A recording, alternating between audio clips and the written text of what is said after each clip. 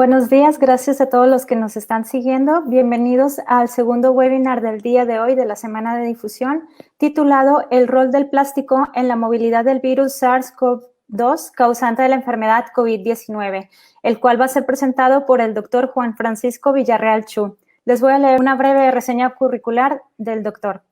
El doctor Villarreal Chu recibió su título de licenciado en Química Industrial por parte de la Universidad Autónoma de Nuevo León en el año 2003, terminando en la misma institución la maestría en Ciencias con orientación en Biología Molecular e Ingeniería Genética en el año 2006. Obtuvo el grado de PhD en Molecular Microbiology por parte de la Queen's University Belfast del Reino Unido en el año 2011. Desde entonces, labora en la Facultad de Ciencias Químicas en la Universidad Autónoma de Nuevo León como profesor investigador de tiempo completo, desarrollando líneas de investigación orientadas a la microbiología aplicada.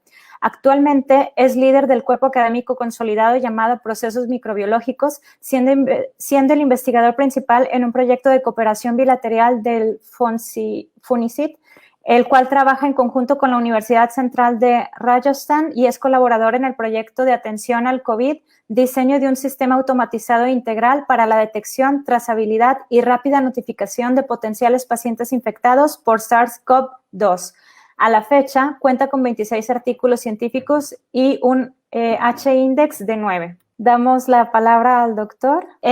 Chicos, les recuerdo que si tienen dudas o comentarios los pueden ir escribiendo durante la charla y nosotros le vamos a dar lectura al final de la misma. Una disculpa, doctor, ¿puede comenzar? No, muchísimas gracias. Bienvenidos a todos. Estamos transmitiendo en vivo desde el Centro de Investigación en Biotecnología y Nanotecnología de la Universidad Autónoma de Nuevo León. Me gustaría iniciar la plática comentándoles que esta presentación tiene mucha información, tiene muchos links que ustedes podrían accesar, dado que vamos a dejar esta presentación con la doctora para que si ustedes quieren tener acceso a esa información, puedan vincularla después. ¿De acuerdo? Entonces, el título de la plática tiene el rol del plástico en la movilidad del virus SARS-CoV-2, que es el causante de la enfermedad COVID-19. Entonces, me gustaría iniciar mencionando que a este virus diferentes líderes mundiales lo han catalogado como el enemigo invisible. ¿Sí? Aquí, por ejemplo, el 16 de marzo, justo unos días después de que Francia fuera golpeada muy severamente por esta enfermedad, el presidente Emmanuel Macron declara una guerra sanitaria contra el virus. Es una guerra declarada donde incita e invita a toda la población a unirse con un frente común contra la enfermedad. Y desde luego no fue el único. El presidente Trump, ya unas semanas después, el 26 de marzo, cuando en Estados Unidos también empieza a golpear este virus de una manera muy fuerte, pues se autodictamina como un presidente en tiempo de guerra, ¿sí? Porque esta es una guerra y es un enemigo invisible. Entonces, al principio, esto podría sonar como un poquito exagerado, ¿verdad? Dice, oye, ¿por qué están tomando esta postura los líderes mundiales? Sin embargo, pues hay que recordar que los países tuvieron que activar todos sus sistemas de respuesta de emergencias, dado que fue una situación inesperada con repercusiones muy fuertes en sus territorios y sus poblaciones, ¿sí? De hecho, vimos cómo los países cerraron sus fronteras completamente, cerraron sitios turísticos, clausuraron todos los eventos masivos donde había aglomeraciones de personas. También vimos cómo los aeropuertos, muchos empezaron a cerrar o limitar la movilidad de las personas. Vimos países que confinaron a toda su población de una manera muy estricta, ¿verdad? Que no podían salir ni siquiera a pasear, a visitar a sus familiares, por ejemplo. Entonces fue un confinamiento total. También vimos cómo se implementaron pues hospitales extras, carpas, inclusive a veces, pues lamentablemente hasta morgues improvisadas, ¿verdad? Porque todo esto fue muy rápido, muy repentino. Y hubo países que lo llevaron un poquito más allá, ¿verdad? Por ejemplo, los países orientales que ya tenían mucha experiencia con epidemias anteriores, como en el SARS original en el 2003, la gripe aviar, la gripe porcina, que les pegó muy duro, pues ellos desarrollaron aplicaciones donde, dependiendo el número de casos que hubiera a su alrededor, había un semáforo, ¿sí? ¿Verdad? Si está en verde, tú puedes tener una movilidad normal. Si estaba en amarillo, era una movilidad restringida. Y si era rojo, una inmovilidad total, ¿verdad? Entonces, por eso es que los líderes mundiales empezaron a tomar esta postura, ¿verdad? Porque todas estas medidas no se permitirían bajo una circunstancia normal, ¿verdad? A nadie nos gustaría que nos restringieran el acceso o la movilidad hacia otras partes, ¿verdad? Y México, pues no fue la excepción, ¿sí? Hubo muchísimo movimiento en logística. Por ejemplo, la Secretaría de Defensa Nacional, pues tuvo que reconvertir todos sus hospitales y sus instalaciones de salud para poder atender a pacientes COVID. También tuvo que tomar la administración de varios hospitales civiles, pues también resguardar las pruebas, resguardar medicamentos, tomar el control sobre los aeropuertos para ver el ingreso de personas posiblemente infectadas o no, entre otras tantas cosas, ¿verdad? Por su parte, por ejemplo, otro de los organismos que también tuvo muchísimo trabajo durante el inicio de la pandemia, COFEPRIS, ya que tuvo que implementar pruebas o validar o aceptar pruebas diagnósticas, ¿verdad? Declarar cuáles son las que no se pueden utilizar, ¿verdad? Porque no se ha demostrado su eficiencia, validar que los respiradores que se estén produciendo, que se estén importando, sean de buena calidad, ¿sí? Etcétera. Entonces, realmente todas las naciones tuvieron que salirse del contexto habitual y adaptarse a esta situación, ¿verdad?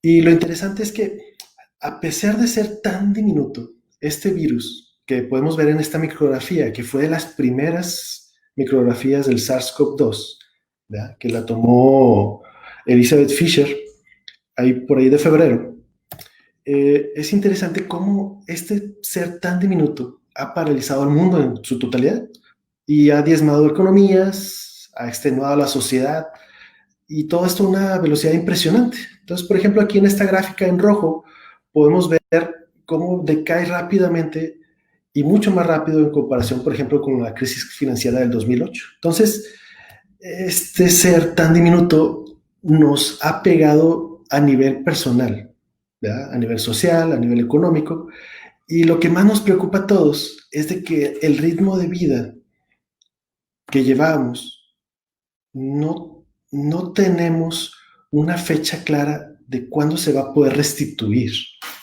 ¿sí? Y eso tal vez es lo más preocupante. Todos hablamos de la nueva normalidad, que lo vamos a tener que adaptar. Y ustedes me pueden decir, oh, doctor, pero ya hay muchas vacunas que se están trabajando, ¿verdad? Y van muy bien.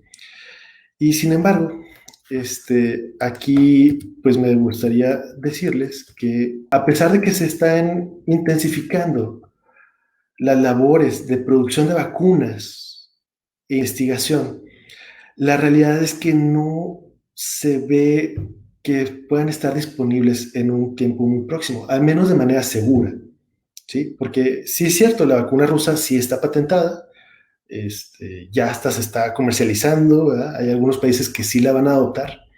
Sin embargo, hay que destacar que las vacunas rusas solamente han demostrado su eficiencia en la fase 1 y 2 de los estudios clínicos que se tienen que hacer.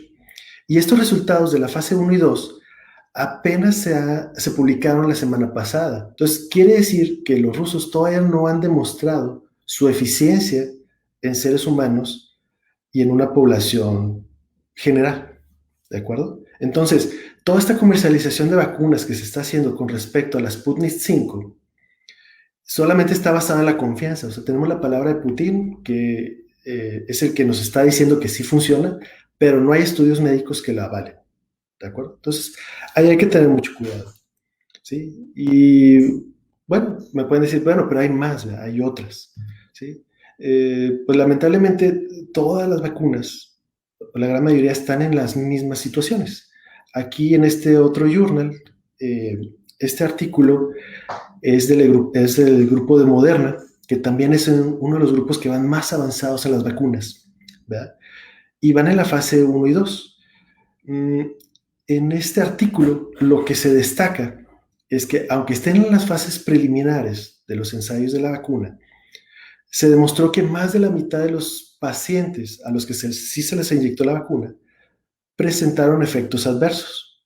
Bueno, a lo mejor pequeños, como por ejemplo, pues calentura, dolor de cuerpo, náuseas, escalofríos, ¿sí?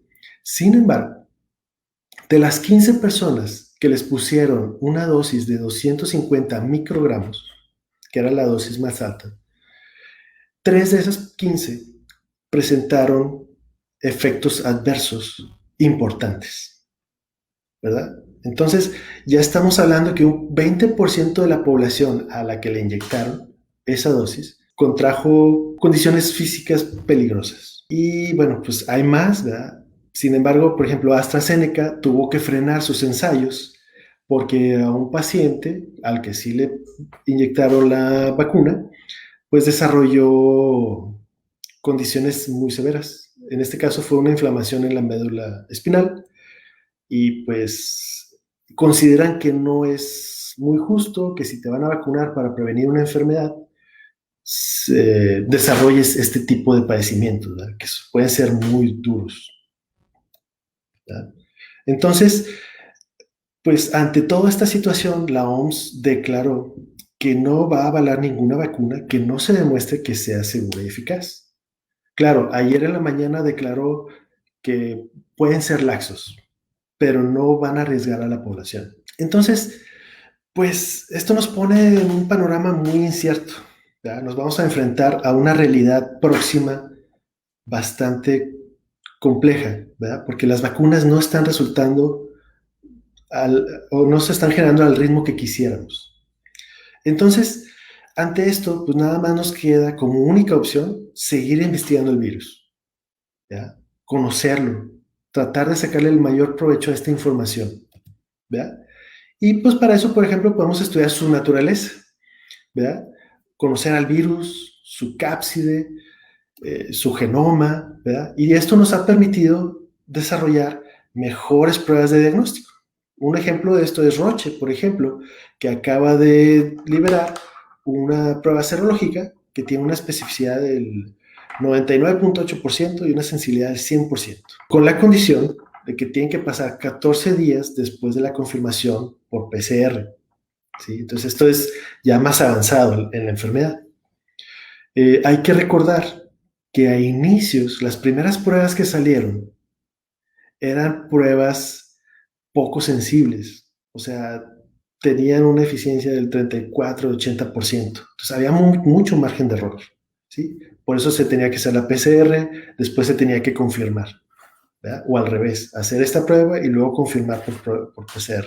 En otra de las cosas que se pueden investigar es el mecanismo de infección. Conociendo el mecanismo de infección, se pueden conocer cómo es que se disemina por el cuerpo. Y esa es una de las grandes incógnitas que se tienen al momento, ¿sí? Se ha utilizado una supercomputadora para ingresar los datos clínicos de miles de personas, de miles de pacientes, para ver cómo es que este virus se disemina por el cuerpo, ¿verdad? Porque sabemos que causa inflamación en cerebro, en hígado, riñones y complicaciones de todo tipo, ¿verdad?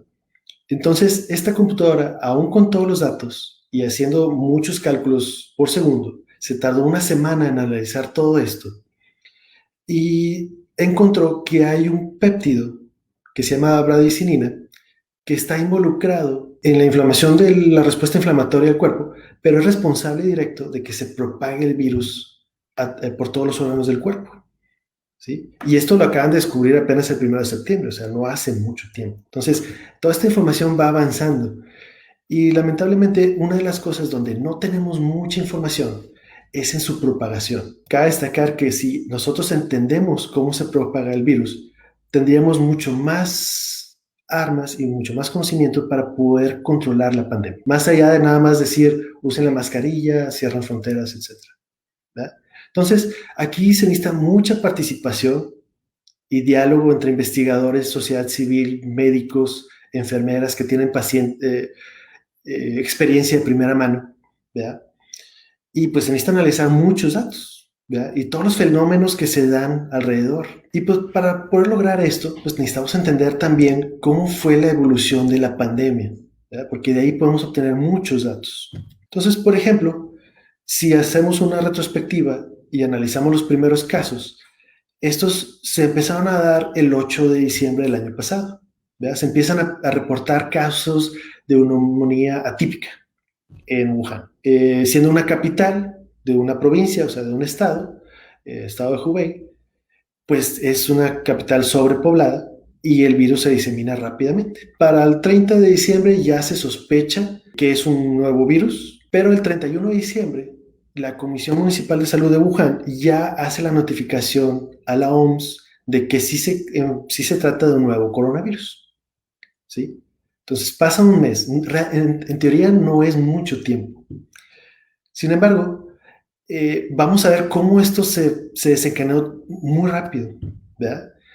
El 31 de diciembre se declara que es un nuevo tipo de coronavirus. Para el 11 de enero ya se tiene secuenciado el genoma del nuevo virus y se da a conocer a la comunidad internacional. La OMS en este tiempo no, como es algo muy localizado, no declara ningún estado de emergencia ni ninguna información importante de restricción, ¿verdad? Porque está localizado en Hubei. Sin embargo, 20 días después, por ahí el 30-31 de enero, ya hay cerca de 8,000 casos en todo el mundo.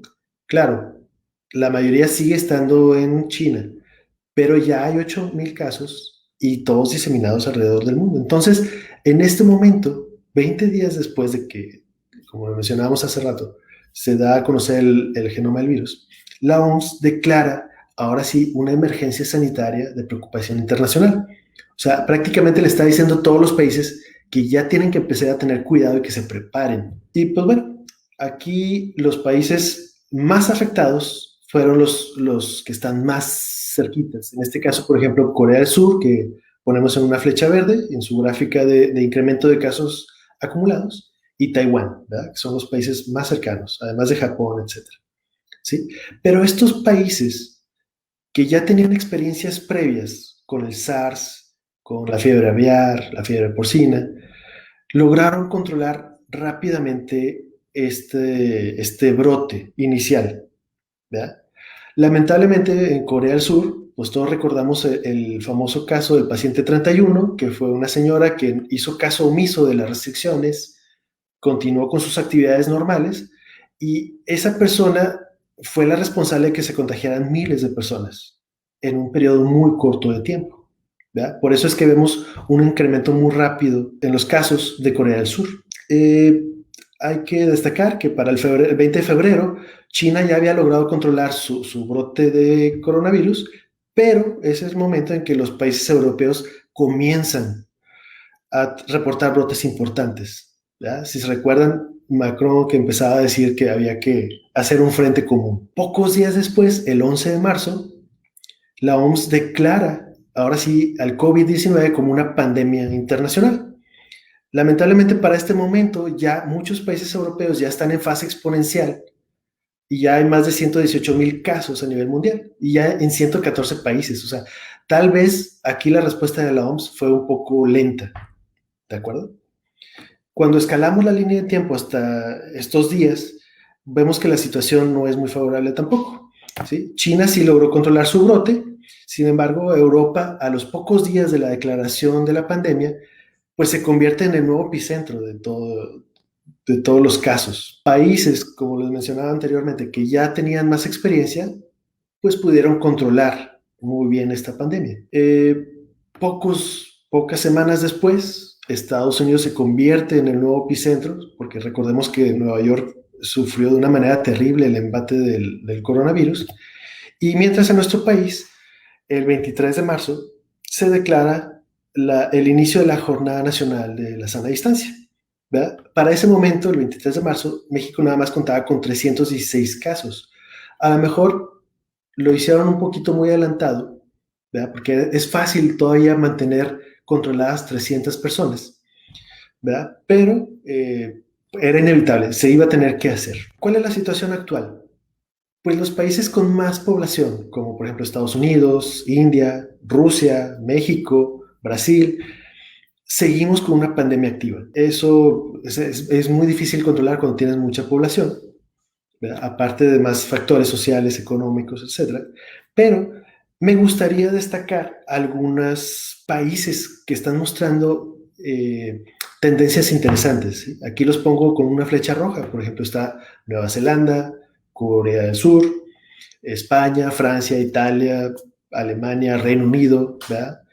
Que están empezando a retomar, o sea, están empezando a surgir nuevos brotes de una manera contundente, ¿sí? Que ya se empiezan a ver como una segunda ola, ¿sí? De hecho, hoy en la mañana, Inglaterra o en el Reino Unido tuvieron que declarar varias ciudades en cuarentena o restringidas en movilidad, ¿verdad? Pero hoy en la mañana, por un incremento en el número de casos. Pero entonces, ¿qué factores están influyendo para que en esos países que ya estaba controlada la pandemia surjan nuevos brotes? Estos casos en particular son los de mayor interés porque nos permite rastrear dónde fue el inicio de este segundo brote y con más experiencia, porque a lo mejor en el primer brote no teníamos experiencia en esto, pero ahora conocemos un poquito más el virus. Entonces, ¿cómo es que países como Nueva Zelanda, por ejemplo, que ya estaba celebrando la victoria, y como les dije en el inicio, es una guerra, entonces hemos ganado esta batalla, ¿verdad?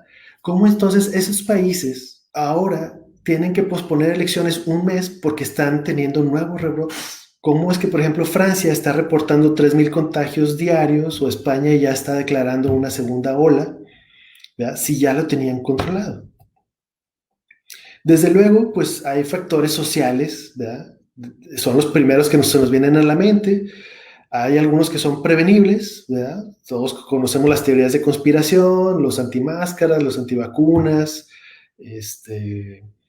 las fiestas clandestinas que tienen que ir a cerrar, las personas que a veces no toman bien las medidas de seguridad y se van de vacaciones, ¿verdad? Cuando a lo mejor no era el momento todavía para hacerlo. Pero también hay factores sociales que no se pueden prevenir, como por ejemplo los países de Latinoamérica, pues la economía está basada en el día a día, o sea, la gente tiene que salir a trabajar para poder traer sustento a las casas, ¿sí? Esto también pasa en Singapur, por ejemplo, en esta imagen, ¿sí? Hay gente que se traslada de país a país para poder trabajar y entonces se va moviendo el virus con ellos. Por eso es que hay algunos países con una pandemia activa muy fuerte y otros donde empiezan a surgir, ¿verdad? Pero aparte de los factores sociales, que eso es toda una plática aparte, lo que nos interesa a nosotros y lo que yo considero que es más importante son los factores propios del virus, ¿verdad?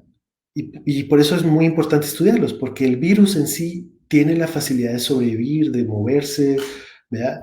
No es un ser vivo como tal, pero se muestra como uno, ¿verdad? Entonces, históricamente, al surgir el brote inicial en China, en Wuhan, la OMS, en una misión en conjunto con las autoridades sanitarias de Wuhan, ya reportan que el COVID se transmite a partir de las partículas salivales, de la transmisión persona a persona, pero cercano, ¿verdad? Entonces, por eso siempre se ha hecho la campaña de usar máscaras, de las caretas, la sana distancia, ¿verdad? Porque esta es la información que se obtuvo desde el inicio. Sin embargo, entre más he estudiado todo esto, por ejemplo, aquí ponemos una gráfica de la distancia que viajan estas partículas cuando uno habla, cuando uno tose, cuando uno estornuda, si se respira con la nariz, si se respira con la boca, si habla en voz alta o en voz baja, y qué tanto viajan esas partículas de la saliva cargadas con virus. Entonces, como el virus va impregnado en una solución acuosa, este puede permanecer activo por más tiempo. Y si a eso le influimos que hay corrientes de aire, pues entonces a lo mejor pueden viajar más de esos 8 metros que mencionan aquí. Esto ha derivado a que se considere, ¿verdad? De hecho ya se hizo la petición formal, en este artículo lo mostramos, esa petición formal para que la OMS considere que el virus se puede transmitir de vía aérea. ¿Qué querría decir esto? Que podría viajar por los conductos, habría que estar siempre con una mascarilla, ¿verdad?, para el cuidado de la salud. Y esto está respaldado por 239 científicos, o sea, no es un estudio de una persona. Entonces, con esto se ha demostrado que el virus puede sobrevivir en el aire, pero, ¿qué pasa cuando se adhiere a las superficies? Y es aquí donde viene el gran problema y la razón de esta plática, ¿sí? Se han hecho estudios donde se analiza cuál es la supervivencia del virus en diferentes materiales. Por ejemplo, aquí se habla de un aerosol.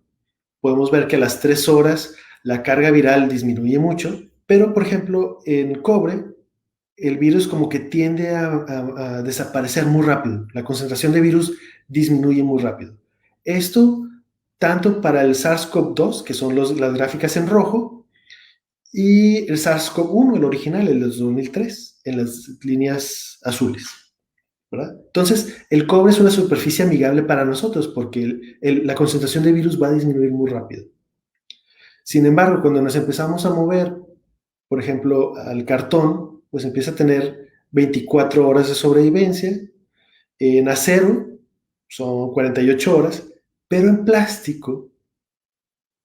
plástico, el virus puede sobrevivir 76 horas en condiciones de laboratorio, ¿sí? Entonces, puede estar pegado en la superficie del plástico 76 horas en condiciones de laboratorio, ¿sí? Entonces, en este caso, uno de los materiales menos favorables para nosotros en cuanto a la transmisión del virus es el plástico. La vida media, cuánto dura vivo el virus en estos materiales, también varía muchísimo, ¿sí? En el aerosol, en teoría, su actividad te crece muy rápido, pero de nueva cuenta. En el plástico sobrevive mucho tiempo. Ahora, esto lo hemos llevado más allá, ¿verdad?, como ciencia, y han demostrado que el virus puede persistir hasta 9 días sobre la superficie del plástico. Esto sin contar, o sea, porque todo esto es en el laboratorio, pero hay que recordar que lo que fomenta que el virus pueda sobrevivir más tiempo en esta superficie es la humedad, la ausencia de luz, el manejo, el roce entre superficie y superficie. Entonces, ¿a qué nos recuerda esto?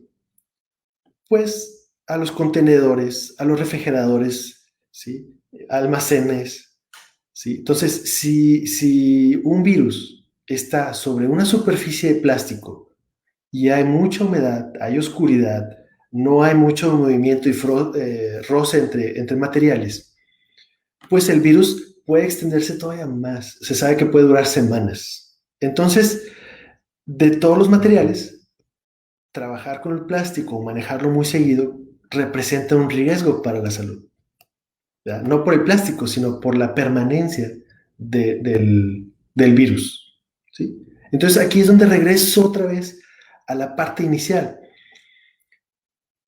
Debemos de seguirlo considerando como un enemigo invisible, porque en estos momentos mucha de la población cree que ya no está o ya no lo toma muy en serio. Sin embargo, ya que entendemos estos mecanismos de cómo sobrevive el virus, pues es que se podrían explicar cómo es que se están resurgiendo brotes en países donde ya estaba erradicada, o inclusive en situaciones que son inexplicables hasta ahora.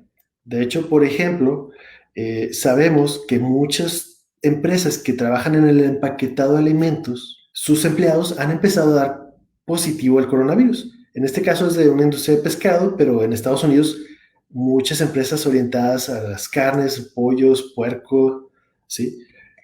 Sus empleados trabajan en mucha cercanía y surgen brotes. Lamentablemente es que no nomás en las personas, sino también contaminan los empaques, ¿sí? De esta manera es que entonces podemos entender por qué es que países como China, que ya habían controlado la situación, empiezan a surgir brotes y no encuentran un contacto humano. Sin embargo, cuando empiezan a analizar estos paquetes, por ejemplo, en este caso, alitas de pollo, mariscos, que venían congelados de países que sí están infectados y que tienen pandemias activas, pues sean detectados en estos países, ¿sí? De hecho, Nueva Zelanda, por ejemplo, no encontró un vínculo directo entre personas para poder hacer ¿cómo se llama? El estudio comunitario de transmisión comunitaria, y entonces sospecharon inicialmente sobre las mercancías importadas. Obvio, si es una isla que depende de importaciones, tanto en la comida como en otros refrescos, etcétera, y eso viene empaquetado en plástico, y ya vimos que el plástico fomenta que el virus pueda sobrevivir por mucho tiempo, pues entonces se empiezan a encontrar esas conexiones. Ahora, también hay casos súper interesantes, como por ejemplo barcos donde los marineros dieron negativo a la prueba, fueron sometidos a una cuarentena previa y después zarparon, y a los 30 días en alta mar, 35 días en alta mar, empiezan a registrar casos positivos de coronavirus, siendo que ya estaban libres de coronavirus desde antes y no tuvieron contacto con nadie externo al barco. Pero otra vez, muy probablemente sus almacenes de alimentos venían empaquetados en plástico, y este plástico en un refrigerador, y eso fomenta que el virus permanezca, ¿verdad? Y no es el único barco, hay cientos de casos como estos, ¿sí? Y los publican en revistas científicas como casos muy particulares. Entonces, pues bueno, haciendo ya nada más una reflexión final sobre esto, ¿verdad? A nosotros nos queda preguntarnos si conocemos realmente cómo se ha desarrollado la pandemia, o sea, estos eventos históricos. Estábamos hablando de un 8 de diciembre al 8 de septiembre, ¿verdad? No es mucho tiempo, y sin embargo, el virus ha ido y venido por todos los países, ¿verdad? ¿Somos conscientes y conocemos los mecanismos de transmisión del virus? Y más importante, ¿podemos proteger a nuestra familia del contagio? ¿Verdad? O sea, las medidas que estoy tomando actualmente, ¿me protegen a mí y a mi familia? ¿O me falta desarrollar esa habilidad? Y por último también, pues, ¿cómo podría afectarme el plástico que manejo en el día a día en contra de esta enfermedad? O sea, ¿es esa Coca-Cola la que me va a tomar perjudicial para mí? ¿O si voy al supermercado, todo el alimento empaquetado representa un peligro? Y si sí, bueno, pues ¿qué hago para evitar eso? Entonces, como reflexión final, pues no es de extrañarse que los líderes mundiales declaren al virus como un enemigo invisible, dado que la situación socioeconómica ha decaído drásticamente, ¿verdad? Y lo vemos socialmente, ¿verdad? Lamentablemente todo esto está muy de la mano con el desconocimiento general y además la rápida propagación de falsa información.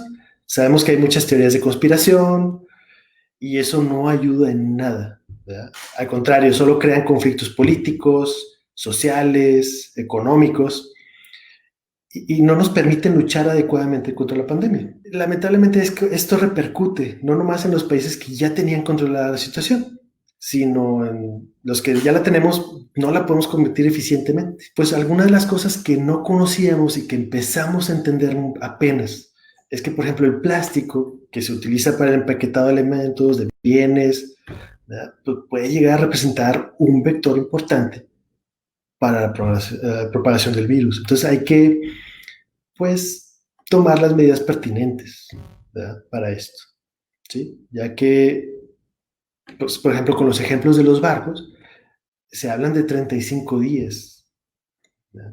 Entonces, bueno, por mi parte es todo. Les dejo mis datos de contacto por si quisieran saber un poquito más o quisieran algo de información sobre el SARS-CoV-2, ¿verdad? O si estos métodos de transmisión, ¿verdad? Entonces, estoy a sus órdenes. Estamos en el Laboratorio de Innovación y Desarrollo Biotecnológico en el CIVIN. Por mi parte sería todo. Muchísimas gracias. Muchas gracias, doctor. Bueno, yo no sabía muchas de estas cosas pues de esta enfermedad y cómo el plástico estaba ayudando bueno, es un vector Y bueno, creo que también nuestra audiencia pues está aprendiendo mucho. Muchas gracias por su plática. Tenemos aquí dos preguntas de Aranza Vital Grapín. Le voy a hacer la primera. ¿Considera que los países están dejando un poco de lado la investigación de los mecanismos de propagación por esta carrera de encontrar una vacuna primero, que suelen tomar un tiempo considerable en aprobarse? Sí, bueno, todos los países están haciendo esfuerzos. Lamentablemente no están coordinados. Sí hay una carrera muy, muy fuerte por determinar cuál es la vacuna que va a servir, porque obviamente hay mucho dinero de por medio. Esta carrera por los diagnósticos, las pruebas diagnósticas ya se hizo al inicio, ¿sí? Por ejemplo, Roche, como mencionábamos, ya tiene un kit y súper bueno. Entonces ya no hay mucho mercado ahí. Pues lamentablemente es que la investigación básica, pues a lo mejor no tiene el mismo ritmo que estas otras que sí representan una ventaja económica para las empresas. Entonces sí debería enfocarse más presupuesto a esto. Ok, muchas gracias. Y igual Aranza Vital Grapín le pregunta, ¿los cubrebocas desechables que se han encontrado dispuestos en el ambiente, mares, suelo, podrían ser un foco para la propagación del virus? Sí, sí y no, porque es muy interesante porque, por ejemplo, mientras el virus esté hidratado, puede permanecer activo, inclusive, por ejemplo, si en el caso de los barcos es esto, son 35 días, estamos hablando de 35 días donde el virus estuvo latente, ¿verdad? Sin embargo, cuando el virus se expone a un ambiente más grande, a un ecosistema, ¿verdad? Por ejemplo, en el ecosistema marino o cuando está en el suelo ahí tirado, hay que recordar que ya hay más organismos, a lo mejor microscópicos, que empiezan a interaccionar, ¿sí? Y empiezan a buscar nichos de alimentos y a lo mejor son capaces de degradar al virus. O la luz, por ejemplo, también lleva a cabo procesos de fotodegradación. Entonces, a lo mejor ya en un ecosistema el virus ya no sobrevive tanto tiempo. Lo que pasa es que, por ejemplo, en un refrigerador es un ambiente cerrado, hermético, donde hay relativamente mucha limpieza, y entonces no hay un ecosistema que combata al virus. Yo tengo una pregunta. Sí, claro. Lo que pasa es que, por ejemplo, a lo mejor hay personas como yo que son un poco maníacas y cada vez que llega al supermercado y no sé, me tocó comprar algo que de plano estaba empaquetado, no pude evitar ese paquete de plástico, yo llego y todo lo lavamos con agua y jabón. ¿Eso ayuda o no? Antes de meterlo, por ejemplo, al refri o antes de consumirlo, luego me lavo las manos después de que pues termine de lavar todo, lavo las superficies, pero con agua y jabón o a veces con alcohol. ¿Eso ayuda o no? Porque con tanta información a veces uno ya no sabe ni a quién hacerle caso. Sí, sí, y ese es el problema, que muchas veces la información no está bien presentada o no está aterrizada para que todos la podamos adoptar, ¿verdad? Entonces, con esta información que dimos el día de hoy, pues sí, el plástico es algo importante que hay que considerar. Afortunadamente, muchas empresas, sobre todo que están dirigidas hacia los alimentos y a la comercialización de estos, sí toman medidas muy importantes. Ahora, no todas, pero eh, a manera personal, pues sí sería importante que tus empaques de plástico que vengan sobre todo del extranjero, etcétera, porque recuerden que México importa muchos alimentos, pues que sí le den una pasadilla con alcohol, ¿verdad? Para sanitizar un poquito. Si lo quieres hacer con jabón y agua, pues eso es mucho mejor, ¿verdad? Tampoco estoy diciendo que lo hagas con todo, ¿verdad? Pero al menos tratar de adoptar la cotidianidad de hacerlo, ¿no? Claro. Tenemos un comentario de Paolo Liani. Hace 2 meses escuché una entrevista a un médico italiano, pero que trabaja en Estados Unidos. Y él dijo que en los hospitales estaban empezando a reemplazar las perillas de las puertas, que eran de plástico, con perillas de cobre. Es precisamente a raíz de este estudio que les presenté. Como que el cobre en sí permite una rápida deshidratación de las partículas salivales o los aerosoles, y entonces el virus ya no sobrevive, ¿sí? Si se deshidrata, ya se inactiva, ¿verdad? Entonces, por eso hicieron este tipo de cambios. Muy bien, muy interesante también para pensar investigaciones orientadas hacia, pues, hacia esa área. Y bueno, finalmente el último comentario antes de terminar, pues Aranza Vital de la Pi nos da, pues le da las gracias, doctor, y bueno, yo también. Muchas gracias por toda esta, pues, esta montaña de información que nos presentó de manera, pues, ya muy clara. Creo que ya a todos nos quedó más, pues más claro este tipo de situaciones. Bueno, tenemos otro comentario. Yara Moreno. ¿Utilizar cloro sirve para desinfectar los productos o es mejor recurrir a otras medidas? Bueno, depende. Por ejemplo, si estamos hablando del paquete, pues a lo mejor solamente con alcohol o el agua y jabón, ¿verdad? Cuando se refiere a, no sé si se refiere a alimentos, o sea, ya el alimento, por ejemplo, un brócoli que venía en plástico o que venía solo, pues ahí hay otras maneras, ¿verdad? De tratarlo, por ejemplo, con el yodo, etcétera. Yo creo que el cloro más bien sería para las superficies de la casa. O sea, no, por ejemplo, si tienes un tapete afuera de tu casa, pues puedes ponerle un poco de cloro y con eso sanitizar tus zapatos. Pero tratar de evitarlo, no es muy recomendable trabajar con cloro. Ok, muy bien. Sí, porque, Pues por ejemplo, hay veces que hay niños, hay mascotas, peligroso. es muy peligroso, sí. Sí, claro.